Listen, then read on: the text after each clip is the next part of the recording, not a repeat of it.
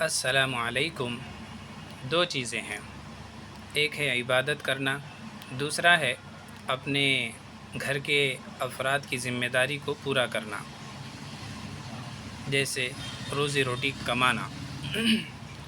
دونوں میں سے پہلا بندہ جس نے اللہ کی عبادت کی، لیکن وہ اللہ کی عبادت میں صبح شام لگا ہوا ہے، روزی روٹی کمانے کا اللہ نے اس کا انتظام کر رکھا ہے، یا اس کے گھر والے کوئی ذمہ داری اٹھاتے ہوں۔ دوسرا بندہ ہے جیسے ہم لوگ نماز بھی پڑھتے ہیں، عبادت بھی کرتے ہیں، اور پھر اپنے روزی روٹی کمانے اپنے دھندے پہ آ جاتے ہیں۔ دونوں بھی اللہ کو پیارے ہیں۔ 2 دن پہلے میں اپنے کام سے نکل کے گھر جا رہا تھا تو راستے میں ایک بزرگ کو دیکھا، عمر میں بڑے تھے، تو وہ دھیرے سے ایسا روڈ کے بازو سے چلتے ہوئے جانے لگے۔ اللہ کے فضل سے اس دن میرے پاس گاڑی بھی تھی میرے بھائی کی، تو میں لے کے جا رہا تھا، رک گیا، سوچا کہ میں اکیلا ہی ہوں تو ان کو ساتھ لے لوں، ساتھ لے لیا۔ تو وہ بزرگ بیٹھ گئے، اور وہ جہاں سے چل کے جس مقام تک جا رہے تھے ان کو چل کے جانے میں کم از کم آدھا پون گھنٹہ لگتا۔ تو میں گاڑی پہ لے لیا اور پھر وہ بیٹھ کے چلنے لگے۔ تو میں بولا کوئی خیریت تو ہے نا، کوئی تکلیف تو نہیں؟ تو بولے ہاں سب ٹھیک ٹھاک ہے۔ اس کے بعد بتانے لگے کہ ہم دنیا میں آنے کے بعد پورا کا پورا وقت اللہ کی یاد میں لگا رہے، ہمارا خیال، ہماری کوئی بات، ہمارا کوئی وقت اللہ سے غافل نہ جائے۔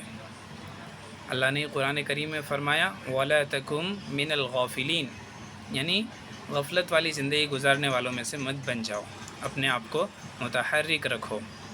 تو بہرحال ان کی بات سن کے اچھا لگا۔ پھر انہوں نے مجھے مثال دے کر بتائی کہ دیکھو، انسان جب بیت الخلاء جاتا ہے تو وہاں پر بیت الخلاء سے فارغ ہونے کے بعد باہر آتا ہے تو دعا پڑھتا ہے غفرانک، اور بولنے لگے کہ اللہ سے مغفرت چاہتا ہے کہ اے اللہ آپ مغفرت فرما دیجئے۔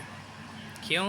اس لیے کہ جتنا وقت وہ بیت الخلاء میں گزارا، وہ وقت بشری ضرورت، انسانی ضرورت کے لیے نکالا، تو اتنا وقت اس کے لیے چلے گیا جو اللہ کی یاد سے، اللہ کا نام لینے کا وہاں پہ موقع نہیں ملا۔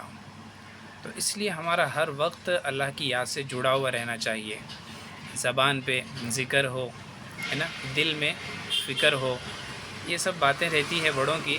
تو ہمیں جہاں سے جو اچھا مل جائے، اگر ہم بہت اچھے ہیں، بہت پڑھے لکھے ہیں، عالم ہیں، مولانا ہیں، یا اللہ والے گھرانے سے ہیں، تب تو آپ بہت بڑے خوش نصیب ہے۔ ہم جب ایسے لوگوں سے ملتے ہیں تو صرف سر تھوڑا ادب سے جھکا کر اپنے سر پر ان کا ہاتھ رکھ لیں، یہی ہمارے لیے سعادت سمجھتے ہیں۔ باقی اللہ ہمیں بھی قبول فرمائے۔